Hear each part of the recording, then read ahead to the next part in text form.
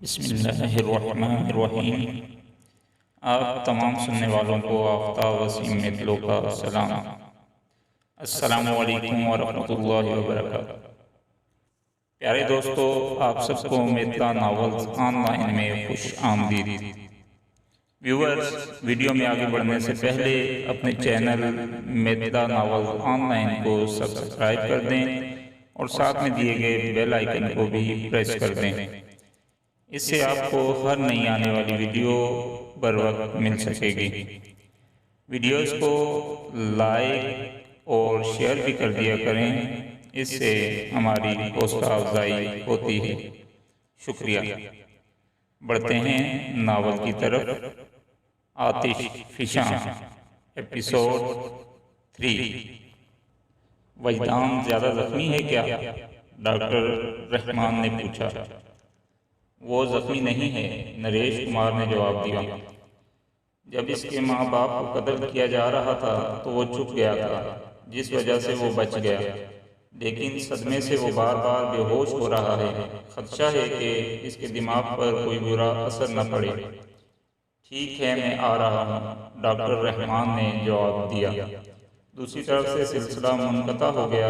نریش کمار نے ریسیور رکھ دیا۔ تھوڑی ہی دیر میں ڈاکٹر رحمان پہنچ گیا۔ وجدان کی حالت اس وقت بھی کچھ بہتر نہیں تھی۔ اب وہ رونے کے ساتھ ساتھ ایسی باتیں کرنے لگا تھا جو دوسروں کی سمجھ سے بالاتر تھیں۔ ڈاکٹر رحمان نے اسے انجیکشن لگا دیا۔ اچھا کیا جو تم نے مجھے بلا دیا پرتاپ سنگھ، ڈاکٹر رحمان نے کہا۔ یہ صدمہ اس کے لیے بہت شدید ہے۔ باہمت لڑکا ہے جو اب تک سب کچھ برداشت کر لیا۔ اس کا ذہن متاثر ہو سکتا ہے۔ میں نے انجیکشن لگا دیا ہے، سو جائے گا۔ اسے سکون اور آرام کی بہت ضرورت ہے۔ میں ان لوگوں کو زندہ نہیں چھوڑوں گا، سو ربدی، پرتاپ سنگھ بولا۔ مگر یہ سب کچھ ہوا کیسے؟ ڈاکٹر رحمان نے سوالیہ نظروں سے اس کی طرف دیکھا۔ تمہیں معلوم ہے چند روز پہلے عابد علی کو اپنا ایک پرانا دشمن نظر آ گیا تھا، پرتاپ سنگھ نے جواب دیا۔ انہی لوگوں کے خوف سے یہ 12 سال پہلے اپنا وطن چھوڑ کر یہاں آ گیا تھا۔ اس روز دارا کو دیکھ کر عابد علی ڈر گیا تھا۔ میں نے اس کی حفاظت کا بندوبست کر دیا تھا، 2 باڈی گارڈ رکھ دیے تھے، لیکن 10-12 دن تک کوئی بات نہیں ہوئی۔ عابد علی یہی سمجھا کہ شاید دارا نے اسے نہیں دیکھا تھا، ہو سکتا ہے وہ محض سیر و تفریح کے لیے یا کسی اور کام سے سنگاپور آیا ہو اور اتفاقاً عابد علی کی نظروں میں آ گیا ہو، اور عابد علی یہ سمجھا ہو کہ وہ اسی کی تلاش میں آیا ہے۔ بہرحال جب کچھ نہیں ہوا تو عابد علی نے باڈی گارڈ ہٹا دیے۔ وہ سمجھا ہوگا کہ شاید دارا واپس جا چکا ہے، لیکن اس کے سارے اندازے غلط نکلے۔ دارا اس کی طاق میں تھا اور موقع کی تلاش میں تھا۔ پرتاپ سنگھ چند لمحوں کو خاموش ہوا، پھر بات جاری رکھتے ہوئے کہنے لگا۔ کل وجدان کی سالگرہ تھی، وہ 12 سال کا ہو گیا تھا۔ یہ لوگ سارا دن سنتوشا میں پکنک مناتے رہے، رات کو شاید ڈنر کے لیے کسی ہوٹل میں گئے تھے، اور مجھے یقین ہے کہ دارا اپنے آدمیوں کے ساتھ اس کی طاق میں ہوگا۔ اتفاق سے میں بھی نریش کمار کے ساتھ ڈنر پر گیا ہوا تھا۔ واپسی پر ہماری کار جیسے ہی گلی میں داخل ہوئی، یہاں پہلے ہی سے کالے رنگ کی ایک کار کھڑی تھی۔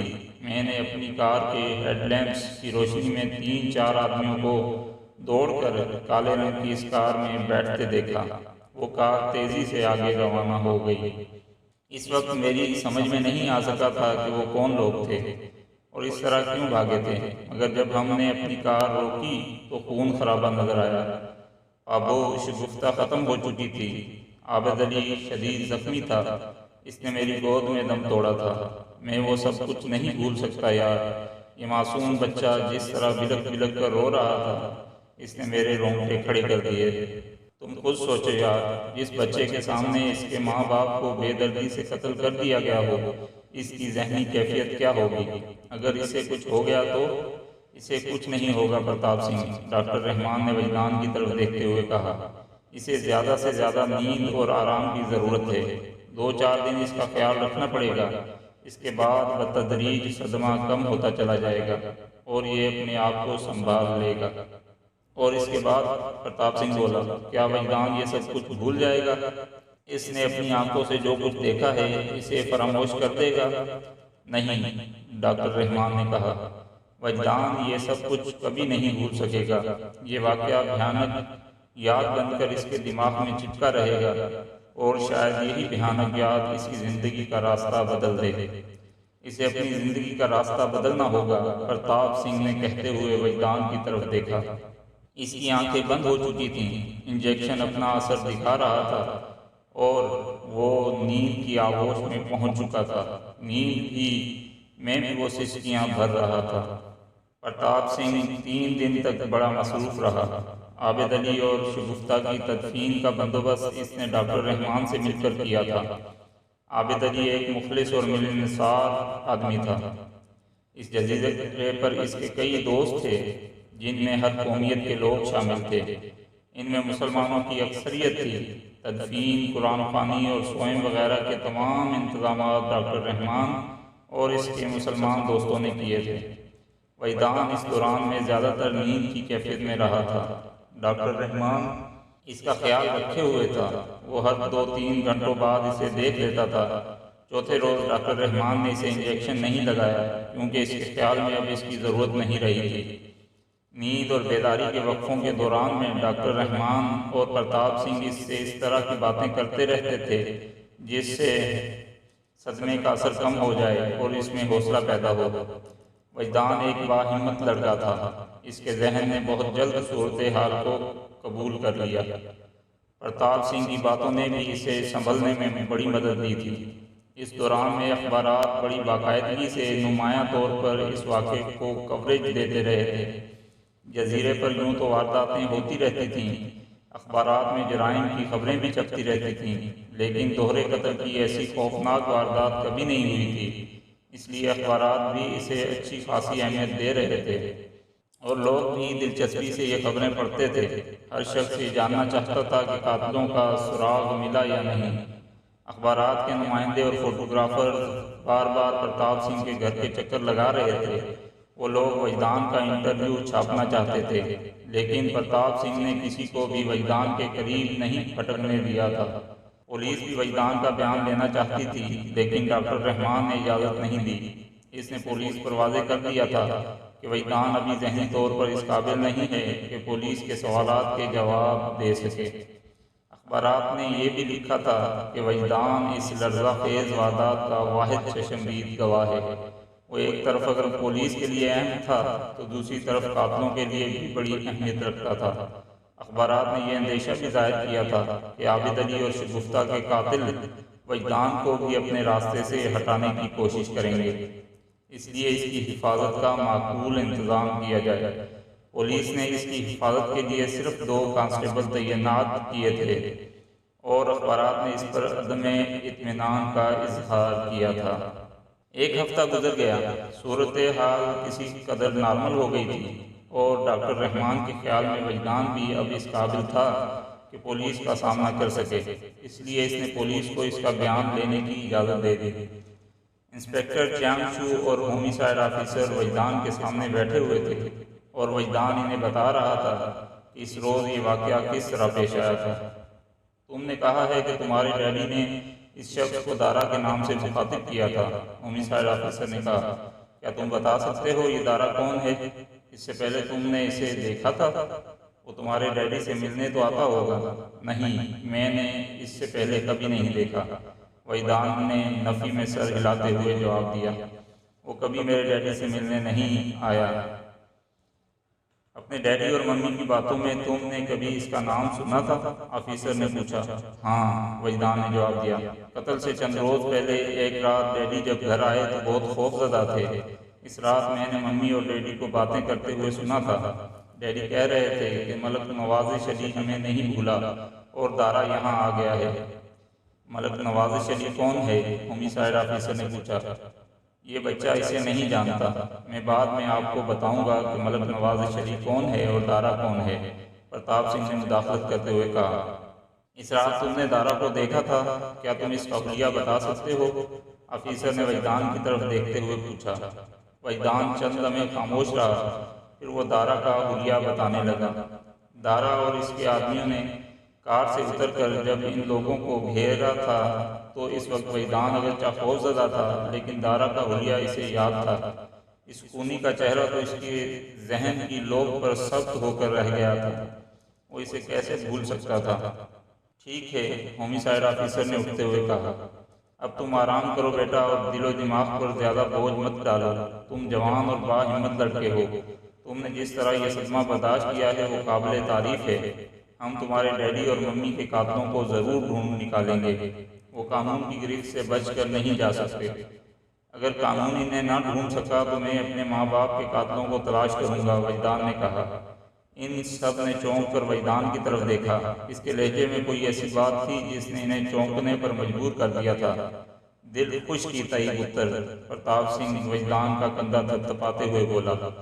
اگر قانون تمہارے ماں باپ کے قاتلوں کا سراغ نہ لگا سکا تو تم انہیں تلاش کر کے کیفر کردار کو پہنچاؤ گے۔ ان کی تلاش میں تمہارا ساتھ دوں گا۔ وہ یہاں نہ ملے تو ہم پاکستان جائیں گے، وہاں بھی نہ ملے تو پوری دنیا میں انہیں تلاش کریں گے۔ ہم انہیں چھوڑیں گے نہیں، میں تمہارے ساتھ ہوں۔ دونوں پولیس آفیسر گھور کر پرتاپ سنگھ کی طرف دیکھنے لگے۔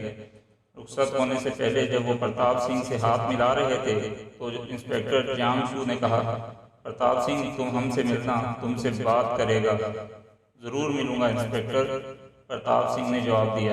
ان کے جانے کے بعد ڈاکٹر رحمان کچھ دیر تک وہاں بیٹھا رہا، پھر وہ بھی چلا گیا۔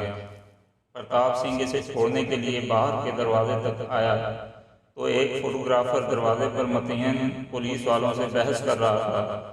وہ ان سے اندر جانے کی اجازت طلب کر رہا تھا تاکہ وجدان کی تصویریں کھینچ سکے۔ کیا بات ہے بھائی، کیوں بحث کر رہے ہو ان سے؟ پرتاپ سنگھ نے اسے گھورا۔ ایک تصویر، صرف ایک تصویر بنانا چاہتا ہوں پرتاپ سنگھ جی، فوٹوگرافر نے کہا۔ وہ اسٹیٹس ٹائمز کا فوٹوگرافر تھا اور یقیناً پرتاپ سنگھ کو جانتا تھا۔ ایک کیا تم جتنی تصویریں بنا لو میرے یار، پورا رول کھینچ ڈالو، میں تیار ہوں۔ پرتاپ سنگھ اپنی پگڑی درست کرتا ہوا اس کے سامنے کھڑا ہو گیا۔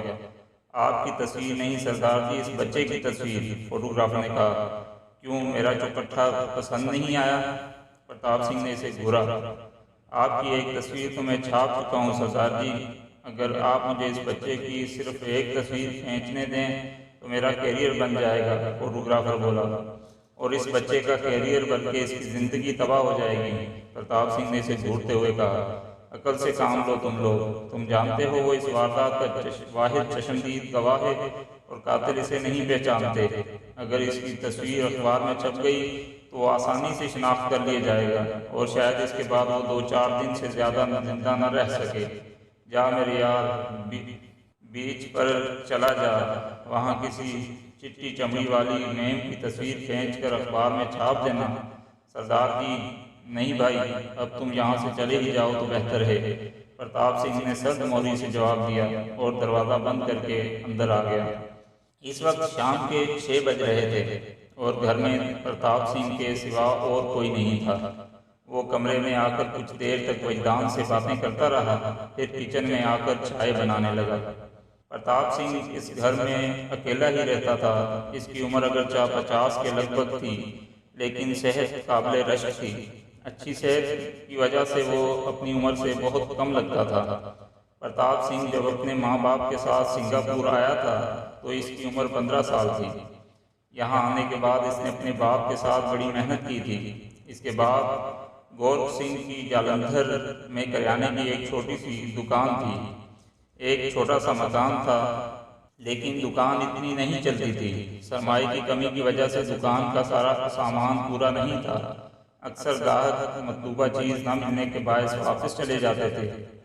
انہی دنوں گورکھ سنگھ کا ایک رشتہ دار 2 سال سنگاپور میں رہنے کے بعد واپس آیا تو اسے دیکھ کر گورکھ سنگھ کی آنکھیں کھلی کی کھلی رہ گئیں۔ وہ شخص جب جالندھر سے گیا تھا تو اس کے پاس صرف تن کے کپڑے تھے اور 2 سال بعد واپس آیا تو محلے والے بھی اسے دیکھ کر دانتوں میں انگلیاں داب کر رہ گئے تھے۔ وہ اتنا پیسہ اور سامان لے کر آیا تھا کہ لوگوں کو یقین نہیں آ رہا تھا کہ یہ سب کچھ اس نے صرف 2 سال میں کمایا ہے۔ حالانکہ 2 سال کے اس عرصے کے دوران میں بھی وہ اپنے گھر والوں کو ہر مہینے پیسے بھیجتا رہتا تھا۔ اسے دیکھ کر گورکھ سنگھ یہی سمجھا کہ سنگاپور میں ہن برستا ہے۔ جالندھر میں رہ کر وہ غربت اور افلاس کی چکی میں پس رہا تھا۔ کہنے کو دکاندار تھا، لیکن حقیقت یہ تھی کہ دکان کی کمائی سے اس کا اپنے گھر کا خرچ پورا نہیں ہو رہا تھا۔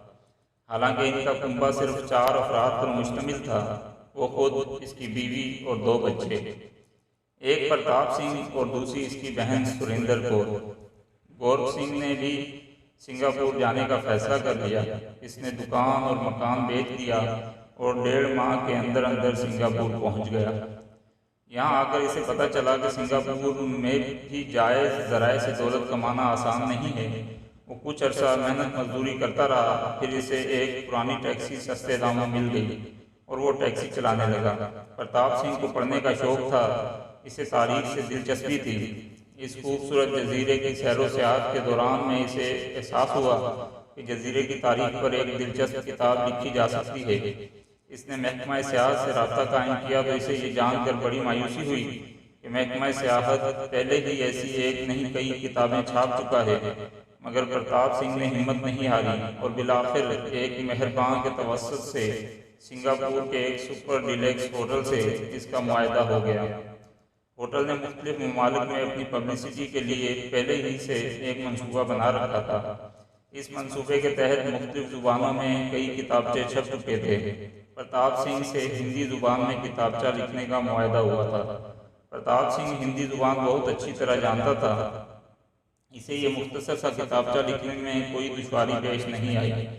اس کا لکھا ہوا کتابچہ بہت پسند کیا گیا تھا۔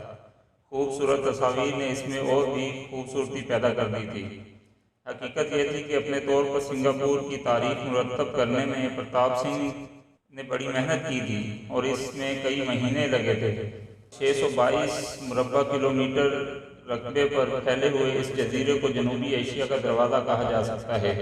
یہاں ایشیا کی تمام تہذیبیں موجود ہیں۔ یہ چھوٹا سا خوبصورت جزیرہ ملائیشیا کے قدموں میں واقع ہے اور ایک تنگ سی سمندری پٹی اسے ملائیشیا کے مین لینڈ سے الگ کرتی ہے۔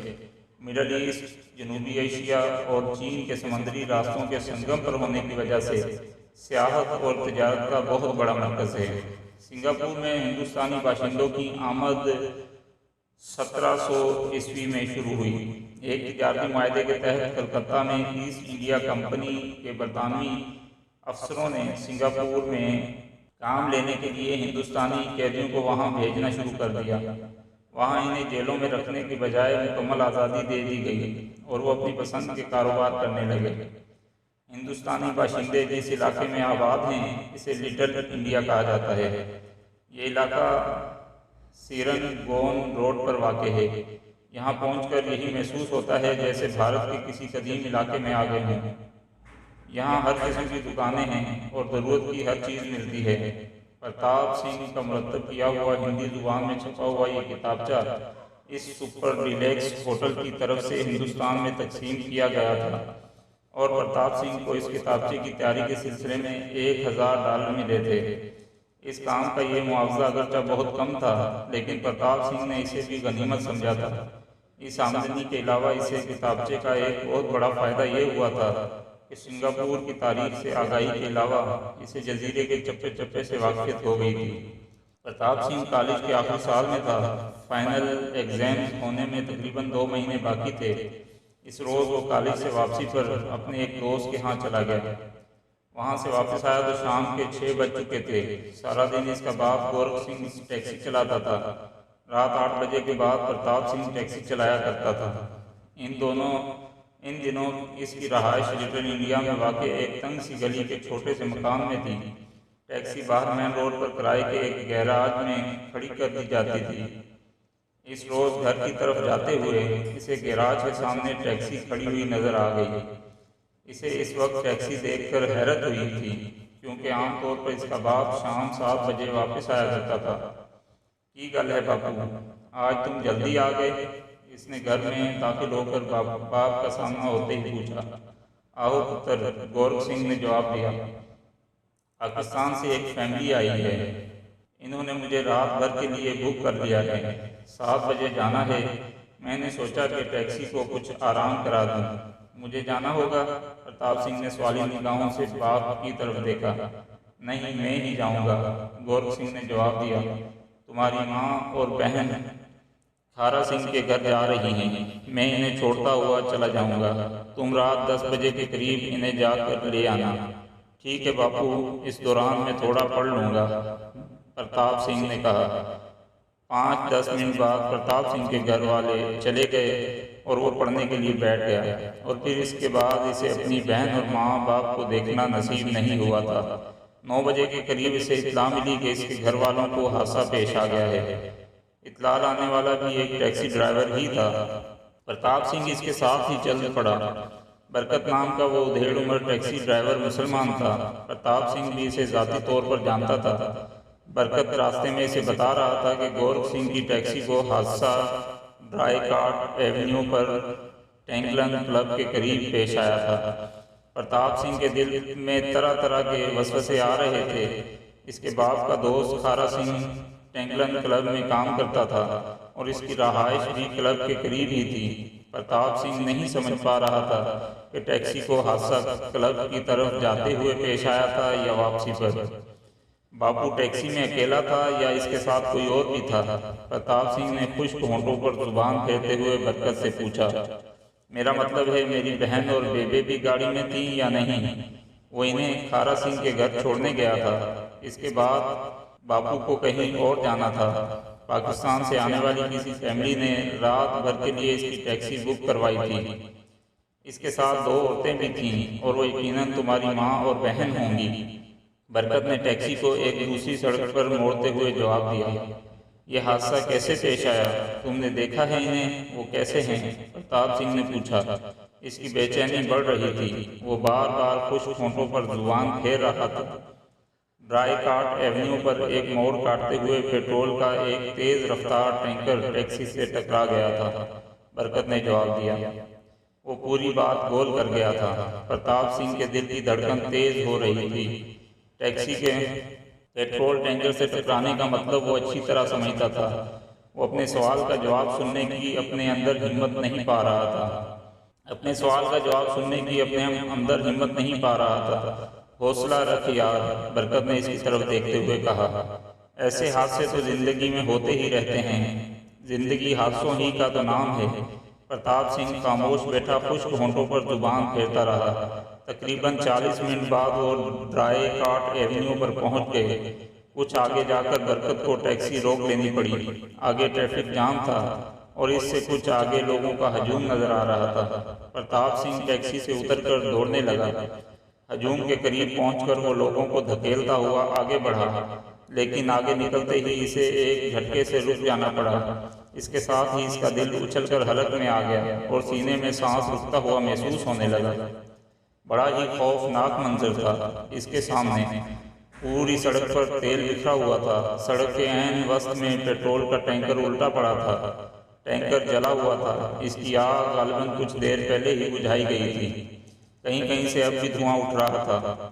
ٹینکر سے تقریباً 10 گز آگے اس کے باپ کی ٹیکسی بھی الٹی پڑی تھی۔ ٹیکسی بھی جل کر کوئلہ ہو چکی تھی۔ پچھلی طرف کا کچھ حصہ جلنے سے محفوظ رہ گیا تھا اور لائسنس پلیٹ کا نمبر صاف نظر آ رہا تھا۔ 4-5 پولیس والے جلی ہوئی ٹیکسی کے قریب کھڑے تھے۔ پولیس والوں نے لوگوں کو دور رکھنے کے لیے سڑک کو گھیر رکھا تھا۔ پرتاپ سنگھ لوگوں کو ہٹاتا ہوا جیسے ہی آگے بڑھا، 2 پولیس والوں نے اسے روک لیا۔ اے سردار، رک جاؤ، تم آگے نہیں جا سکتے، پیچھے ہٹو، ایک پولیس والے نے چیخ کر کہا۔ وہ ہماری ٹیکسی ہے، اس میں میرا باپو اور پرتاپ سنگھ ہکلا کر رہ گیا۔ وہ جملہ مکمل نہیں کر سکا تھا۔ پولیس والا عجیب سی نظروں سے اس کی طرف دیکھنے لگا۔ اس نے نہ صرف پرتاپ سنگھ کو آگے جانے کی اجازت دے دی بلکہ خود بھی اس کے ساتھ چل پڑا۔ قریب پہنچ کر اس نے ایک آفیسر کو پرتاپ سنگھ کے بارے میں بتایا۔ پرتاپ سنگھ ایک پولیس آفیسر کو ہٹاتا ہوا آگے بڑھ گیا اور پھر اسے یوں محسوس ہوا جیسے اس پر قیامت ٹوٹ پڑی ہو۔ ٹیکسی بری طرح کچلی ہوئی تھی۔ پیٹرول کا ٹینکر غالباً اسے دور تک گھسیٹتا ہوا لایا تھا۔ ٹیکسی کے دروازے اندر کو پھنس گئے تھے اور ٹیکسی میں 3 لاشیں پڑی تھیں، جلی ہوئی لاشیں۔ اس کے باپو، ماں اور بہن کی لاشیں جل کر کوئلہ ہو چکی تھیں۔ پرتاپ سنگھ اس اندھوناک منظر کی تاب نہ لا سکا۔ اس کی آنکھوں کے سامنے اندھیرا چھا گیا۔ وہ اپنی جگہ کھڑے کھڑے لہرایا اور پھر دھڑام سے نیچے گر گیا۔ پرتاپ سنگھ کئی روز بعد اپنے آپ کو سنبھال سکا تھا۔ اس کی بہن اور ماں باپ ختم ہو چکے تھے، دنیا میں ان کا کوئی بدل نہیں تھا، لیکن حکومت کی طرف سے اسے اتنا معاوضہ مل گیا کہ اسے اپنے پیروں پر کھڑے ہونے کا سہارا مل گیا۔ اگر وہ پیٹرول ٹینکر گورنمنٹ کا نہ ہوتا تو اسے کچھ بھی نہ ملتا۔ امتحان سے فارغ ہوتے ہی اس نے کسی کام دھندے کے بارے میں سوچا۔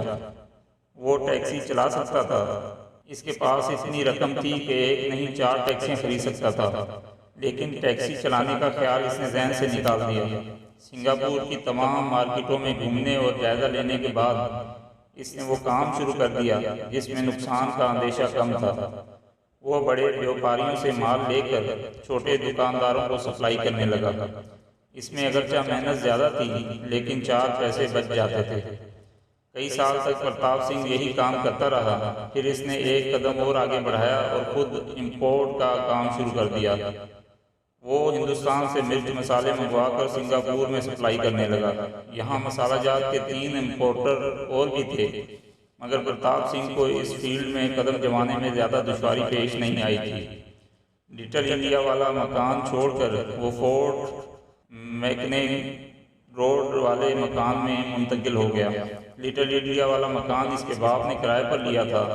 ماں باپ کے انتقال کے بعد جب اس کے پاس پیسے آئے تو اس نے وہ مکان خرید لیا، اور اب جب کہ وہ فورٹ کیننگ روڈ والے مکان میں منتقل ہو چکا تھا تو اس نے وہ مکان بھی نہیں چھوڑا تھا۔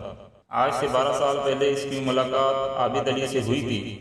عابد علی اور اس کی بیوی شگفتہ چند روز پہلے ہی پاکستان سے آئے تھے اور لٹل انڈیا میں واقع ایک گھٹیا سے ریسٹ ہاؤس میں ٹھہرے ہوئے تھے۔ دوسرے ہی روز ان کا سامان چوری ہو گیا تھا۔ شگفتہ کی گود میں 2 ماہ کا بچہ تھا اور وہ دونوں میاں بیوی کام کی تلاش میں در در کی ٹھوکریں کھا رہے تھے۔ پرتاپ سنگھ کے پاس بھی عابد علی کام کی تلاش ہی میں آیا تھا۔ اس وقت شگفتہ بھی اس کے ساتھ تھی، جس نے 2 ماہ کے بچے کو اپنے سینے سے لپٹا رکھا تھا۔ پرتاپ سنگھ کو نہ جانے عابد علی میں ایسی کیا بات نظر آئی کہ اس نے عابد علی کو نہ صرف اپنے پاس ملازم رکھ لیا بلکہ رہائش کے لیے اپنا لٹل انڈیا والا مکان بھی دے دیا۔ اس نے اپنی جیب سے 1 مہینے کا راشن بھی ڈلوا دیا اور 2 مہینے کی تنخواہ بھی ایڈوانس دے دی۔ 6 مہینے بعد پرتاپ سنگھ نے عابد علی کو سینٹر پوائنٹ میں ملازمت دلوا دی۔ سینٹر پوائنٹ سنگاپور کا سب سے بڑا شاپنگ آرکیڈ تھا۔ یہاں تنخواہ بھی زیادہ تھی اور کمیشن بھی اچھا خاصا مل جاتا تھا۔ پرتاپ سنگھ اور عابد علی دوستی کے گہرے رشتے میں منسلک ہو چکے تھے۔ وہ شگفتہ کو پابو کہتا تھا، شگفتہ بھی اس کا بہت خیال رکھتی تھی۔ لگتا تھا جیسے پرتاپ سنگھ بھی اس مختصر کنبے کا ایک رکن ہو۔